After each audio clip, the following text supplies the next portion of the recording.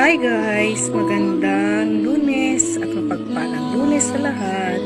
Ayan, busy ang lola muna sa pagluluto ng agahan kasi sasabak na ngayong araw na ito ang inyong Inday kasi mag-start ng mag-repair ng aking bubong. Sinasamantala ko habang tag-araw siya at hindi pa sumasapit ang tag-ulan kasi no choice na ako talaga. Pag umuulan kasi po, umuulan din po sa loob ng bahay ko. So, naway mapagkasya po yung aking budget at maging maganda ang resulta.